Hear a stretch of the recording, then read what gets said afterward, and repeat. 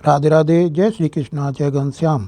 आज हम चर्चा करेंगे महाकुंभ में स्नान से क्या फल मिलता है, क्या नियम है, इसका महत्व क्या है।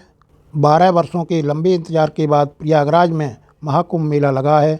यह दुनिया का सबसे बड़ा धार्मिक अनुष्ठान है। यहाँ देश विदेश से करोड़ों लोग आस्था की डुबकी लगाने आ रहे हैं। कहा जाता है कि महाकुंभ दुनिया का सबसे पुराना अनुष्ठान है।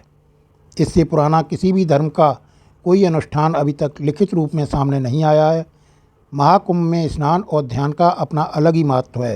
प्रयागराज के महाकुंभ का महत्व। महाकुंभ देश का सबसे बड़ा धार्मिक और सांस्कृतिक अनुष्ठान है।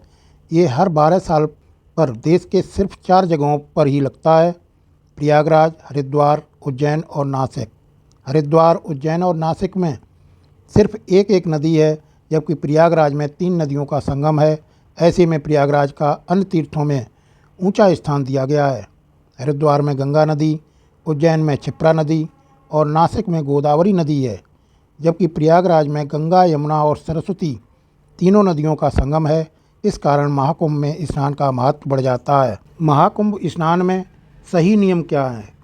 अगर आप महाकुंभ में स्नान करने जा रहे हैं तो कुछ नियमों को ज़रूर ध्यान में रखें, वरना आपको महाकुंभ में स्नान का फल नहीं प्राप्त हो सकेगा। अगर आप शाही स्नान के दिन महाकुंभ में पहुंचे हैं तो याद रहे कि यहाँ पहले स्नान का हक नागा साधुओं का है, इसलिए गलती से भी उनसे पहले स्नान न करें। साधुओं के बाद आप स्नान करें। फिर नहाने के बाद आपको सूर्य देव को जल से अर्घ देना चाहिए। ऐसा करने से आपको पुण्य फल मिलता है।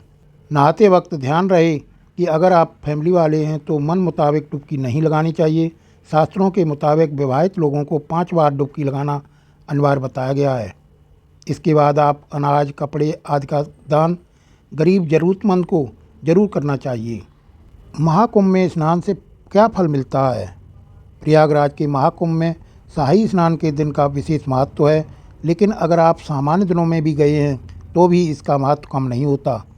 कहा जाता है कि महाकुंभ में जीवन में एक बार भी आप पहुंच गए हैं और स्नान किया है तो आपके इस जन्म के साथ साथ पिछले जन्म के पाप भी धुल जाते हैं। इसके अलावा आपके पितरों की आत्मा को शांति और मोक्ष भी प्राप्त होता है, जिससे पितृ खुश होकर आपको आशीर्वाद देते हैं, जिससे आपका जीवन धन्य होता है। राधे राधे, जय श्री कृष्णा, जय घनश्याम।